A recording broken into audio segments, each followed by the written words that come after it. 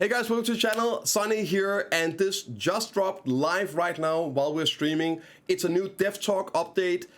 It just literally dropped this very second, so I'm about to watch it with the stream and react to it and see what's up.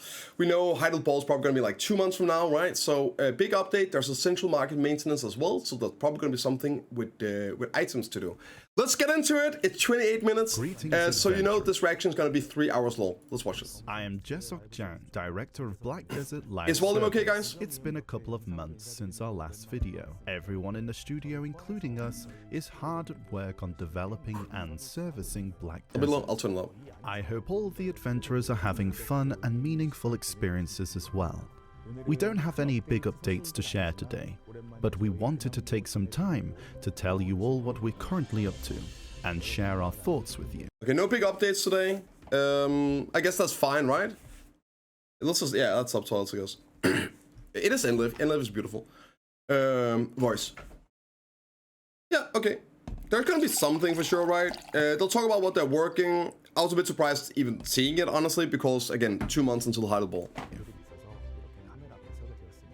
We'd especially like to discuss 2 hot topics like Sovereign class offhand, all one balance and presets. new outfits, and share what we've been...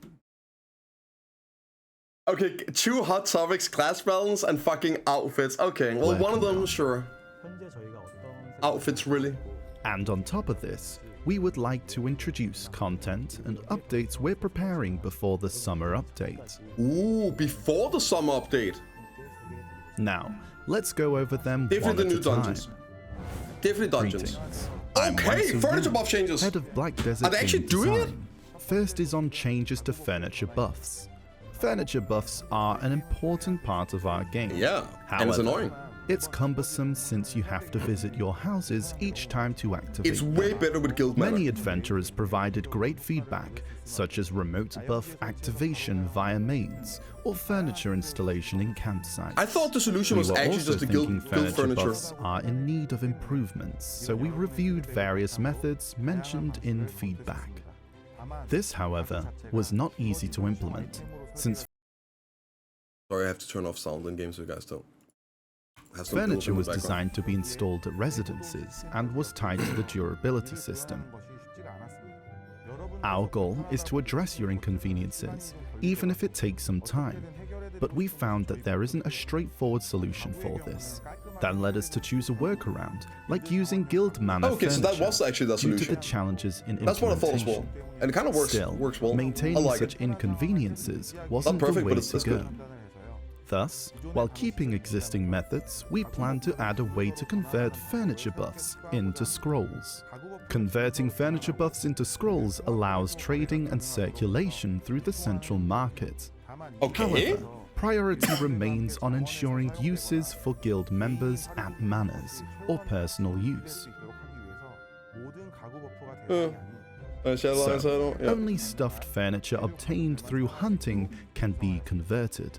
The burden of maintaining personal furniture grew too large when the Golden Pig Cave was added after the Ulukita monster zones, and the guild mana is inaccessible from Yeah, Ataraxian. I was about to say, it's so annoying We with wish to dungeons. swiftly provide convenient alternatives to lessen the frustration from this. Also, they're probably gonna announce the rework of the 3 other dungeons. They already teased Valhalla in the Idania teaser. There's some clips of the Valhalla boss as well. So I'm assuming they're gonna do more of these dungeons, and not being able to go into the guild manor to get buffs is just cancerous. All furniture crafted via hunting will yield remnants of mystic beasts when processed. Okay. So, you can now combine remnants of mystic beasts and exclusive parchment purchasable with silver and a lightstone to craft a scroll that grants that's the all- furniture buff. The important thing to note here is that the resulting scroll effects depend on the type of lightstone used, not the furniture. Oh! If you use 1 remnants of mystic beasts, 1 Oh shit! So like all the hey! Don't buy the cheap furniture, guys. It's mine. It's mine. It's mine. It's mine. Don't buy the cheap furniture. And a lightstone of fire rage, the resulting scroll grants an AP increase effect.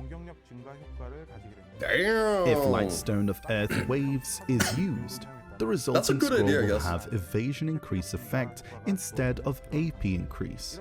In short, you can use various lightstones to create tailored buff scrolls. This Does that mean we're gonna be able to eventually make Lifeskill furniture, Lifeskill buffs? Hello, system was PA? designed to bring more meaning to those who enjoy hunting. Currently, Human buff? Oh, good demand is question, centered Hibbe. around furniture with AP increase, I wonder if it's gonna be like new relatively types. decreasing the value of other furniture. Hence, we've made it so that all furniture made from hunting will yield remnants of mystic beasts as raw materials, and we've balanced the value of these furniture by varying the scroll effects based on the type of lightstone used. Yeah, makes sense, And right? we So told you all the that furniture have the parchment same value. required can be purchased with silver. This can be substituted with yellow grade supreme hide, which you Oh. can also get from hunting. So, those of you who like to hunt will be able to save some of the cost.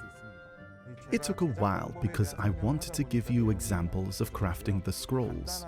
So let me summarize what was said thus far. First, stuffed furniture made from hunting can be used to craft buff scrolls. Second, those who have been enjoying hunting can save costs with materials they have accumulated. Third, crafted scrolls can be traded, but are most costly than simply using stuffed furniture. This is the gist of it. That said, we don't think this is the best method to do this. 100%. Ultimately, Huge convenience our goal improvement. is to have fewer buffs to lessen the burden of preparation. Oh, yes. These big changes unfortunately need sufficient time both to prepare from our end and for you to brace for the change.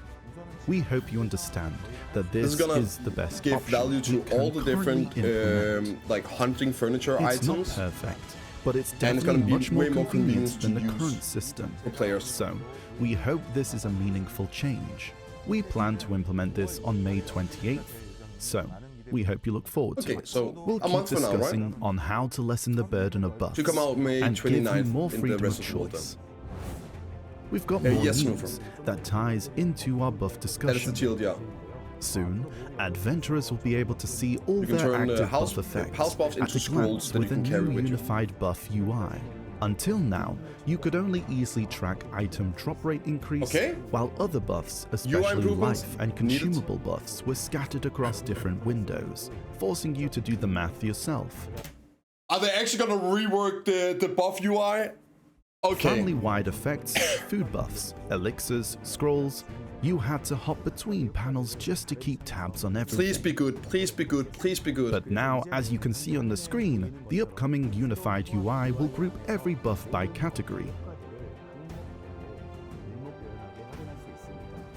So you can manage them on the fly and use them at the perfect moment, giving you a smoother and more flexible gameplay experience. Fucking UI The from next topic What? is in a similar context. It's about how attack and defense points are shown. At the moment, Oh. most combat specs only Something is display missing. gear AP and DP in the equipment window. This simple system worked when the game first launched. The missing space. But now, with more The complex missing space? content, like Node Wars and Conquest War, that require certain setups, and the growing importance of detailed stats for monster zones, things have changed. When all sorts of effects are applied, PvP, the PvE. gap between displayed and actual stats is becoming more noticeable. Sure, you can Or just get more totally detailed PvP, info maybe from it's just the totally live AP in the stats app. in the It's equipment probably what it's window. going to be, just But total since stats. most game stats rely on displayed AP and DP, it's not exactly probably just easy total. to check everything. As you can see, you'll be able to toggle your equipment window display between gear scores and total stats. Oh lol, they're just adding this here. Okay, gear score, total stats. Okay, so you can toggle it to show the total stats, I guess. So the space is for a toggle. It's a good change, yeah, sure. I was hoping for something else like the total stats view will automatically having include it your like gear completely AP, reworked, having a DP, PvP plus and all PvE and then active having buffs this like combined. that's what we all want, right?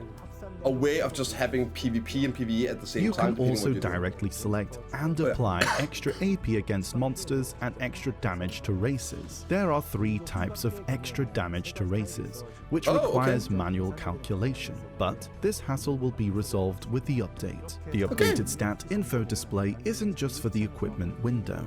It will sync to the AP-DP readout in the top left corner of your screen and the Monster Zone info UI. This means you can compare the required stats for each monster zone with your total stats. This is the number that actually matters in the game. Making it easier to prepare for the combat. Down the line, we expect the total stats view to become the default. Yeah, exactly right. But since we're all used to gear scores, that is, displayed AP and DP, we believe we should transition gradually with a selectable option rather than changing everything at once. No spoilers. Once everyone's comfortable and loving the new display, we'll consider making it the default. We'll watch it. Yeah. It's kind of interesting. We think this change will be beneficial for season. The gear score number is irrelevant. It's meaningless, right? It's just to show how much gear you have, but it doesn't do anything for you. It doesn't tell you what's behind it.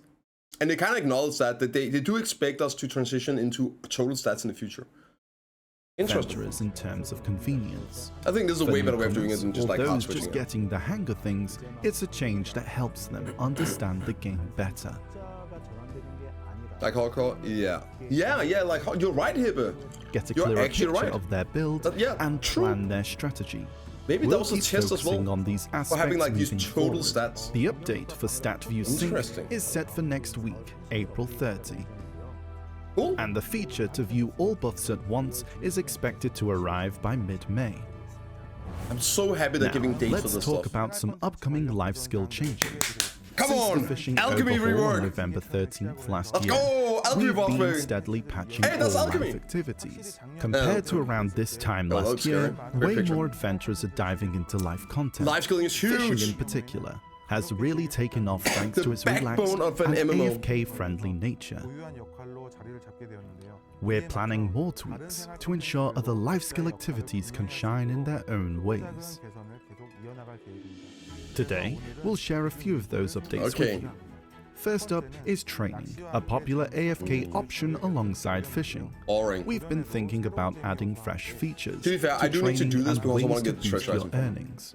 Right now, when you capture a wild horse, there's only a very small chance it will be tier 7 instead of tier 6. Soon, you'll also be able to obtain tier 8 horses instead of tier 6-7. Wild horses you capture are currently limited to levels 1 to 10, but that range will expand to levels 1 to 20. This means you may even skip the growth stage and jump right into Imperial Delivery or breeding. We're also planning to introduce new wild horses to spice things up. These horses will grow twice as slow as before, but their Imperial Delivery price will be 3 or 4 times higher. There's also a very small chance of capturing a female horse with a breeding count of 4. Keep an eye out for these new wild horses coming soon. Next up is the contribution points and node investment system. Right now, CP requirements for node investments are still based on old trait root data, which isn't very efficient anymore. To fix this, we'll be lowering contribution point costs across the board. Major nodes like gateways will still demand a bit more CP, but general nodes will see a big drop in their requirements. This means fewer points are needed for the node itself, but you'll need points for investing in production nodes within. For housing, the required contribution points will be capped at 5 points, no matter what. But if they, like, nobody really does crafting in cities right now, right? I mean, this is good all around, but I'm hoping that if they're going to increase the cost of making crafting and things like that, which is saying up to 5 points, right? Then surely they need to make it worth doing. Cities such as Grana, which previously required up to 8 points for a house, will now be adjusted to 5 points or less. By lowering the overall CP requirements, we aim to give adventurers more flexibility in how they allocate their points. We'll also be introducing new production nodes to areas which previously didn't have any, such as Ulakita. This means you'll have more sources for hard-to-find materials, such as the Monk's Branch. Additionally, we're planning to add worker lodging in Moscow. Regarding the maximum amount of contribution points, we've been giving a lot of thought to it. There's a lot to take into account, but we'll provide updates as soon as we finalize our plans. Can we go above 501 then? Next up, we'll cover ocean content additions. I'm ready for it. It's a feature announced during the last Heidel Ball. We're adding an auto-fishing feature for Carracks. Okay, it a is new coming. fishing slot will be added to the Manage Sailors UI. Assign a sailor here, AFK fishing and it when will sailing? activate the new fishing feature. The cabins will be expanded to accommodate these changes. I was Once you afraid they were install gonna a ditch fishing this rod one. in the new Carrack equipment slot, Creo will take over fishing duties while you sail. Nice guy, To Creo. obtain the new Carrack fishing rod, complete the suggested quest, Otter Barterer, which will then let you accept a simple quest from Creo in Veli. I think this is such a regarding cool the fishing addition rod. to Complete this like quest, ocean and content. you'll be able to It's exchange simple, right? pro But coins via it just Creo fits for the in. new And rod. hopefully it's We okay made silver sure as to well, right? make this fishing rod easily acquirable, especially for seafaring veterans. For a deeper dive into this fishing while sailing feature, it won't be affected by your fishing mastery, and the prize fish capture rate is fixed at 1%. Any fish hauled up by Creo will go straight into your character's inventory. Any fish tanks in your inventory will take precedence as before. Note that fishing will stop when your Carrack is stationary. Next up, Alchemy. We're planning significant changes in the long term, quiet. but for now, we're addressing what we can in the meantime. First, we'll adjust the weights of elixirs. Green grade elixirs currently weigh 0.5 LT and blue grades 0.7 LT. Compared to food items, they're much heavier, often causing alchemy lifeskillers to become overburdened. All elixirs will be standardized to 0.2 LT, greatly alleviating weight burden when crafting and storing them. Make For blue crafting scale Imperial with mastery. Alchemy boxes, we felt the costs of ingredients outweighed overall profit. So, we'll reduce the number of elixirs required for the boxes. For example, the Guru's medicine box will need only 6 elixirs instead of 9. For higher grade elixirs, the required amount will be reduced from 3 to 2. We'll regularly review and consider future pricing adjustments if needed. Lastly, hunting content. As mentioned, furniture buffs will be made into scrolls, and we'll be adjusting the actions when equipping a matchlog for quality of life improvements. Oh, wait. You'll be able to reload while sprinting. You'll also be able to immediately sit while moving by pressing Q. We'll also increase the reload speed after rolling. We hope these adjustments further add to a less restrictive and comfortable hunting Wait, that looks way better. As for the transport feature in town storage, since completing the Magnus quest line allows remote Trade crates, maybe? access to all towns, that feature has become largely completely obsolete. useless. Thus, we're planning to increase the number of trade wagons used for transporting trade goods. For now, there are 5 normal wagons and 1 trade wagon. So we're looking at 4 to 5 more trade wagons, and reducing the total number of normal wagons all around. These are quite a few minor updates. Lifeskill related updates are set to be continuously implemented throughout May. By improving each piece of content in such a manner, we hope that every aspect of Lifeskill content will come to serve its unique purpose. Up next is something many of our adventurers have been waiting for, the final chapter of Ataraxian. This May 28th, the Final Gladios. Wait, what? The Final Gladios? I thought Attraction was done? Are you telling me there's more? Gladios will be coming to Black Desert. Wait, what? The Ataraxian saga began in June 2nd, 2021. After 5 long years of epic storytelling, the final chapter is upon us. We'd like to thank all our adventurers who embraced Ataraxian's unique atmosphere. Wait, there's more? And cooperative gameplay. In this final encounter, there awaits someone who's been there since we first stepped into Black Desert. You'll be facing the White Witch, Illezra herself. to make for a unique encounter. Unlike previous Ataraxian bosses, Illezra will meet you in a one-on-one battle. Throughout the story of Black Desert, Illezra is revealed to bear countless black spirits on her person. She will draw from that power to unleash overwhelming assaults. The fight will challenge you with the powerful illusions you may have faced during your class's succession questline.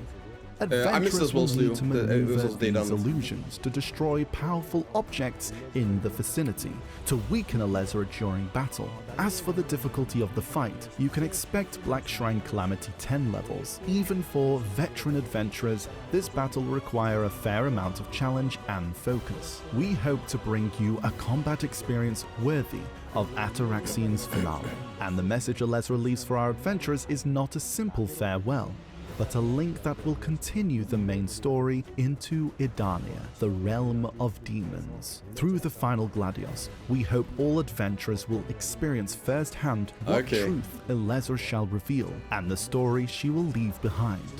We'd like to express our gratitude once again to the adventurers who've journeyed through Ataraxian. We are working hard and making sure the climactic battle will remain a memorable one to behold. That's it for today's update recap.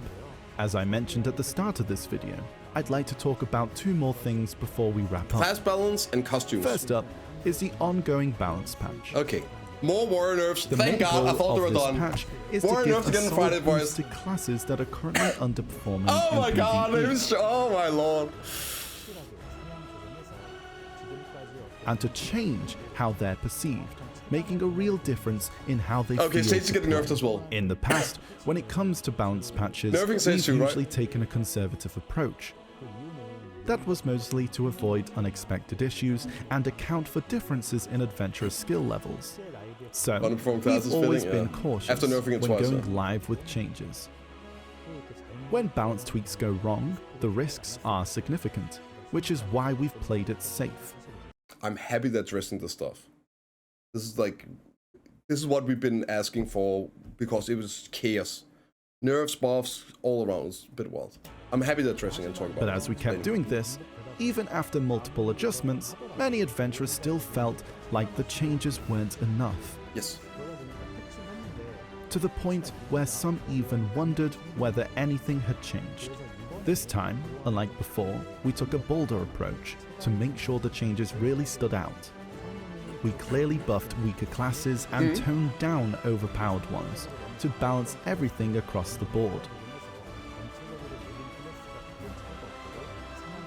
Narrowing the gap between them. At the start of this patch cycle, we described it as a seismic shift to show just how big the changes would be.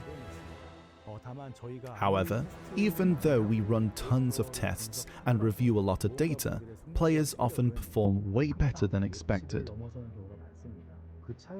That gap's something we've come to expect, and we've seen it happen before, so we always keep it in mind. So this time, while pushing for meaningful changes, we said we'd make quick adjustments if any updates turned out stronger than expected. And we followed through on that. Which is that good, meant some keep doing it for our classes as well. Then nerfed the next. Which we know was disappointing for some of you. Still, we're really grateful for your understanding and valuable feedback you've shared with us. Thank you so much. Your input made our daily patch review sessions more meaningful and productive. It helped us figure out what we still need to work on and where to improve. Following this week's live patch, next week we'll update Berserker Succession and Awakening, Striker Succession, Tamer Awakening, Sorceress Awakening, Valkyrie Succession, Maywar Succession, and Nova Awakening for PvE. Oh boy. That patch will mark the end of this season's bounce patch cycle. I mean, first of all, did I call it that Friday was going to be the last balance patch? Or did I call it? Listen. Just saying. No witch nerfs? Well, not necessarily, right? Hibbit, not necessarily. Those are the classes they're just missing. There might still be adjustment to other classes. No. these are classes that are missing getting buffs, right? This doesn't mean balance updates are stopping Exactly at all. right, and it the just might means the readjust major following wave of changes will be done, and after after that, that, we'll do continue nerfing. with our usual mix of smaller and larger tweaks. We're also closely watching the classes that were nerfed.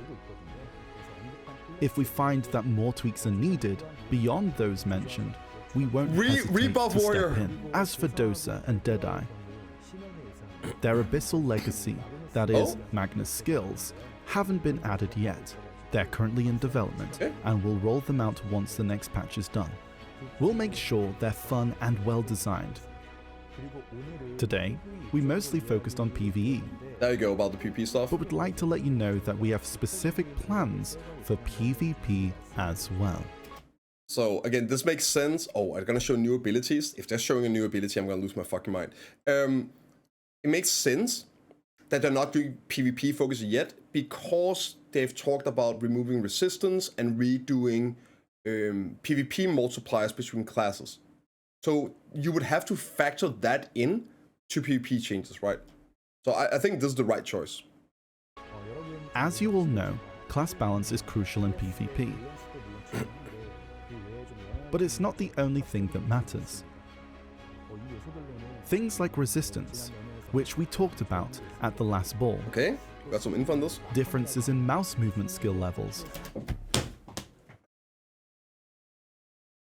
Nah!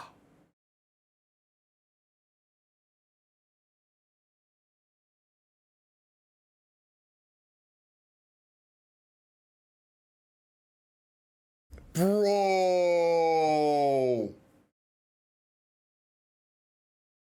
Oh, Lord have mercy. Okay, guys, so I'm just gonna say, right? Remember this on Friday when Socksurger somehow gets buffed in PvP. Just keep in mind what he just said. We all know Socksurger is gonna get PvE buffs on Friday. That's also gonna be PvP buffs, right? We're just gonna last it out. We're just gonna power through it. And then they're probably gonna maybe potentially rework mouse movement for Circus. Very awake now? Yeah, I'm definitely feeling a lot better, Seika. And whether or not players use it at all are all key factors we're carefully considering. PvP bound.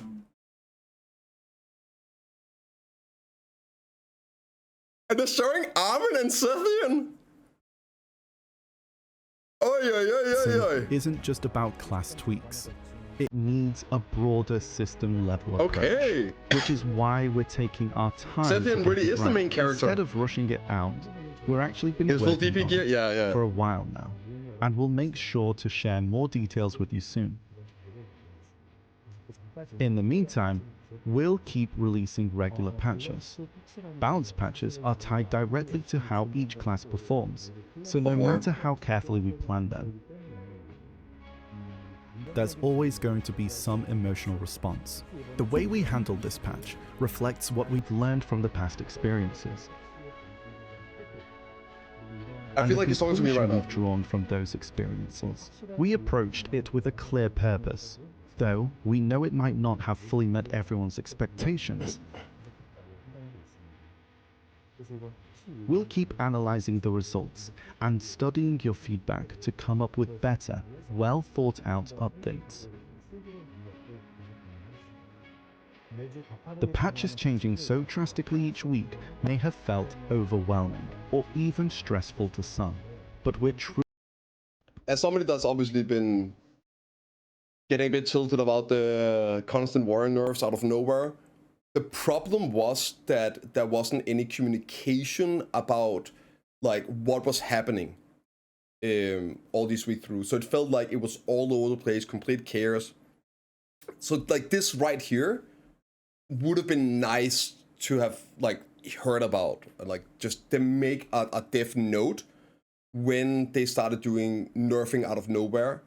And then like we're gonna look through all of these, we're gonna continue to do it. Just something when it's ongoing as well to be like, okay, let's see where this ends up, instead of, because this happens all the time in the past, that they don't see it through.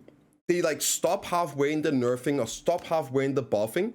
So like you never know if they're going to adjust everyone else as well. So when Warrior got nerfed literally day 1 after getting buffed, you're like, oh great, we just wrecked, right? And they're not gonna do anything to other classes, but they didn't start doing it. Just like a little note about that would be amazing for the future.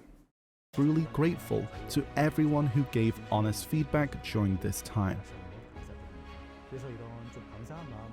As a small thank you, with next week's patch, we'll be giving all adventurers a secret scroll of...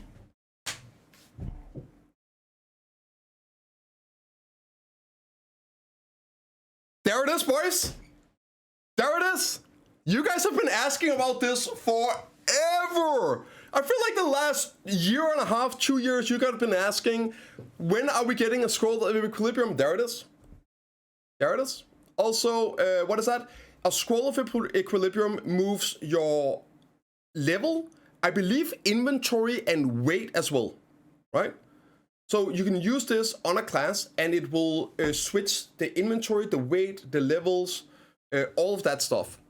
So if you want to do a hard reroll to another class, then you can use this and yeah, get inventory and weight over to that new class. And your EXP. So this here is huge, especially following the end of the class balance, right? For people that maybe want to reroll or go back to an old class, whatever it is, then yeah, you'll be able to. It's not for KR only. It says here, equilibrium. It comes out on the KR maintenance. We have the maintenance the following day, which means we get it the next day. So this will be out, I think that's gonna be the 1st, right? Thursday, the 1st, it's global. I can promise you 100% it's not KR only, it's global. And 4 weapon exchange coupons. And you also get weapon exchange, yeah. Of course, we know that perfecting the patch means more than any rewards we could give. That's our job and responsibility after all. That said, we hope these items come in handy. We'll keep giving it our all until the end. 1st of May, right? Next up, some news about tomorrow. Okay. Wait, tomorrow? Oh, right, it's because Korea got maintenance tomorrow. New outfit right. is launching. As for outfits, a lot of adventurers have been asking for simpler. The text didn't say KR only. The text said that during the May 30th Wednesday maintenance on the KR server. That means that the KR server has the maintenance Wednesday. We have it Thursday, guys. Stop with this. It's global. More casual styles for a while now. Yeah, you're right. It's gonna be May and then May 31st or whatever. Thursday following. So, this time, we've gone with a really clean and simple look. It's a basic white t-shirt and jeans combo. That may be April 30? Okay, it did need to double check things, because like it did seem a bit weird that it's gonna be next month, right? Because the class balance should be ending on that maintenance, so it will make sense we get it done. Might be a typo? Yeah. I would assume so. I don't even think it's a 30th. Regardless, right? We'll get verification, so by the end of this video, or soon, we will have the official date, if it's a mistype. Okay, new outfit.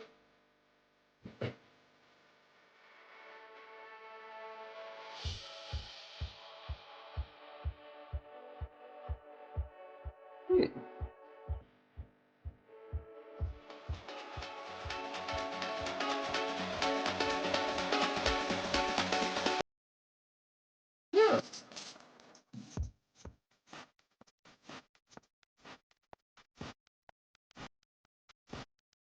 You know what? Symbols is good.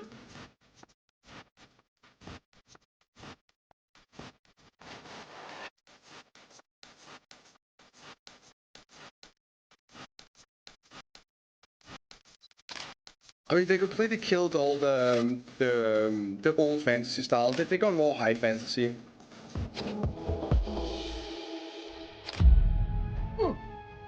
Interesting. The official name of this outfit is Lookin' Frosh. Just like the name, it's fresh, youthful, and fits right in anywhere. And jeans are all about how they look from the back, right?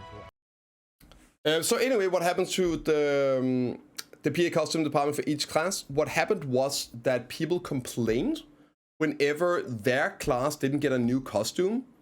Listen, guys, it just so happened that I posted there to answer the question, to not speak over.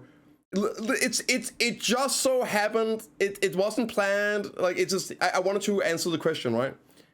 But basically, people complaining that their class didn't get costumes, a new costume for like a year and a half, and then another class got badass costumes, and oh, I want that as well. So PA basically started making gender costumes. So, our art team really focused on the silhouette to make sure it looks great at a glance. It did look great at a glance. They put a lot of care and effort into it. The fabric also takes dye really well. So, you can switch it up. I know, I forgot. To white or black jeans too. The t-shirts is fully dyeable, and even the neckline can be dyed separately. So you can when can we buy these in the merch shop? Like, this shit actually looks cool. Touch while keeping it simple. I would totally classic sneakers, buy one of those. You can also mix them like actual with high t-shirts. They look dope. I like this little mark and everything. Yeah, listen, sign me up. Or other items to suit your style. This outfit is all about that clean basic charm. We wanted to make sure it blends naturally into the world of Black Desert, and we hope lots of you enjoy it. Your support is what gives us the courage to try new things.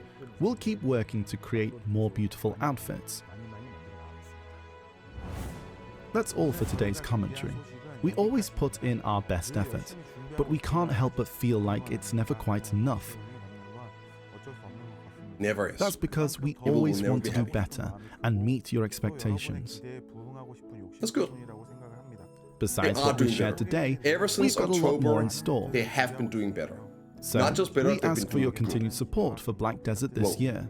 And as usual, the Heidel Ball returns this summer. This time, it'll be held in Daejeon, famously known as Korea's bread haven. I've been saying it's June the first 21st. time we're hosting it outside the capital. I've been saying June 21st so this we're entire really time. Excited. We hope that excitement 3 reaches trillion not silver only by the Heidel Ball. adventurers How long joining do I us in have? person, but also those tuning Tune into the stream. We're pushing 3 trillion silver We'll by make Heidel sure Ball. it's a great event. We'll share all the details, including the schedule, soon through the GM notes. I think that's a good place to wrap things up for today. We'll be back to share more exciting stories at the upcoming Heidel Ball. Thank you so much. Okay. Yeah, so there you have it. We'll do a quick summary here. Honestly, awesome. It's compact, good stuff, things we didn't know about. So happy about the Lifeskill updates being announced and talked about. And my favorite thing is actual dates, or at least timeframes to expect these updates. And considering that we're 2 months away from Heidel Ball, where they're gonna drop the big announcements, that's when we're gonna see Edania and things like that. New gear, new items, new progression, all of like the big expansion updates, right? So I love it. Huge W. PA, if you watch this, take notes, right? Keep doing these dev talks. Having this like 6-month gap between the balls, and then like in between having the 2 dev talks, it is huge. It's amazing. Yeah, W communication, it's so much better with this. So yeah, I guess for people, let's do a summary here. Reworking furniture buffs. You're gonna be able to turn furniture buffs into scrolls. You can also sell those scrolls. For that, you'll be needing different light stones. So you get these from making the mystical beast, like for making a furniture. You get this, then you can get the parchment, plus different light stone. Depending on the light stone you use, you get the type of buff. So this will be AP buff, and you can then pop that. They're also gonna do a rework of, which is a bit weird, right? The buff UI and all that. It's gonna be an actual UI where you can see all these things. I don't know how that's gonna work with like having your buffs on and all. Then they are changing the UI here for gear, where you'll be this item here, like this slot that people were seeing. Something was up. Now we know what it is. It's a way of toggling total stats. And then you can also go in and, like, there's a cogwheel here, right? So you can go in and add things and choose. So you can add in camera damage, demi, or human for PvP potentially, right? So you can see your total stats there in your build, DP, DR. I don't know about evasion, right? This looks like it's just DR. Yeah, so that's gonna be great. And they are planning on most likely transitioning just total stats because your gear score just doesn't mean anything anymore. What else was there? Oh yes, that's coming April 30.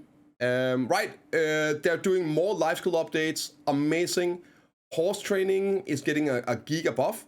You'll be able to catch T6, T7, and T8 at a low chance. You can also get new horses out there. Oh, you also they can get higher level as well, and you can get 2 new horses when you're catching. One that's slower growth, but 3 to 4 times imperial price, and then you can also get a female one. I guess if you can find it right here, with 4 breedings. So it should be easier to breed, like balancing out male female. They're reworking CPs and node investment, reducing node cost. They are considering a way of increasing max CP gains. Currently, it kind of hard caps at 501. Basically, it costs you more CP or more CP EXP going from 501 to 502 than it takes from 1 to 501. So it's basically the hard cap. I think that's somebody with like 503, 504 CP in the world, but that's the most anyone have. So they're lowering the cost of node investment, but increasing it slightly on workshops in the cities, but basically you're gonna lose less. And they're gonna be adding some new nodes.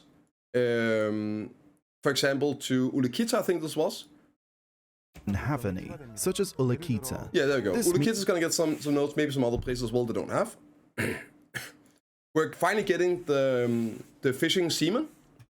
So you can get the Creo out on your boat and fish for you without you're doing bartering, whatever. It's gonna be a quick quest to do, and it's gonna have a fixed rate. Mastery don't work, 1% chance on prize fish, and it goes to your inventory or your tank like normal. I love Wansu. I love him. Reducing elixir weight from 0507 to 02 across the board for alchemy, which is a huge deal in crafting because the product weighs more than the reagents and all. It's cancerous. It's so bad. It's massive. It's huge. I love it. I'm so happy. I am so happy right now. I can actually do a full utensil of elixirs, of some select elixirs.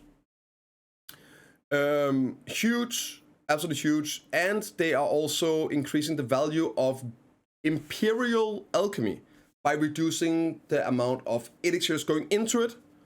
So it will be the required amount, like instead of 3, it's like 6. So it's a third less. It's 2/3. And just like for comparison, you guys know, I should have it right here. Just so happens that I have it here. We were talking about it earlier today. So the value of these are so bad. Like the reason these are up here is because it's on, and this is crafting yourself. If you're buying them, I guess there is some silver here. If you buy them like 3, but crafting them yourself, it's so bad, dude. It's so and this is 3K mastery. Keep that in mind. It's horrible. Down here is the best one at the moment with 146,000 per. It's just naughty, dude. And we can go and just look at the cooking. I know this is NA, like of course regions are a bit different, but in general it's similar. Look at the difference. Like come on. And that's not even 3K. There you go, that's 3K here. Like, come on. Imperial alchemy is an absolute travesty. So this will at least make it a little bit better. And they're reworking some hunting stuff here. I'll just quickly show, right? So you can run, sprint, reload. Also be able to immediately sit while moving right with by Q. pressing Q. Just way smoother doing the hunting. The reload speed after rolling. So that's gonna be nice. These adjustments further attractive. Here, pretty huge, I guess. They are changing the wagons since you don't really use the wagons to transport stuff anymore because of the Magnus. So now they're gonna make more of the trade wagons, which you can use to transport trade crates.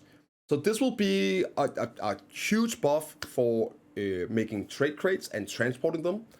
So you don't have to send them or write them or spend years moving your crates out. So I guess there'll be like 4 or 5 instead, right? So that's nice for anyone doing some crates. Okay, and this here, huge. 2nd, 2021. After Do we have a date on 5 draw this? from that. The final fight, Illezra of the dungeon, she's coming. I forgot if they gave a date on it, but yeah. And it will also continue into the demon region, which we're expecting Edania to be announced at Heidel Ball. So that's pretty dope, pretty dope. They're getting ready for this as well. And then they're talking about PvE. The remaining classes are gonna get on Friday.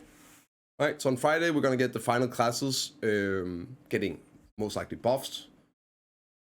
I doubt they're gonna nerf, right? Those classes, and they'll still adjust following it. So that just means that's the end of the big PvE updates. After that, they will still do some nerfs and slight buffs, I guess, if they're needed. But these like huge back-to-back patches are gonna be the last one on Friday. So yeah. Sock Striker buffs are coming, yes. Sock Striker's in there. It was, let me see, they mentioned all the classes, right? There we go. Succession Berserker, and Awakening, Succession Striker,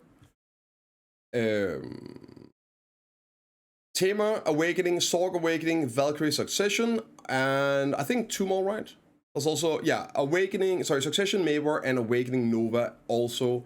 They're gonna get some big changes on Friday, and I would still expect some nerfs leading into it, right, for other classes.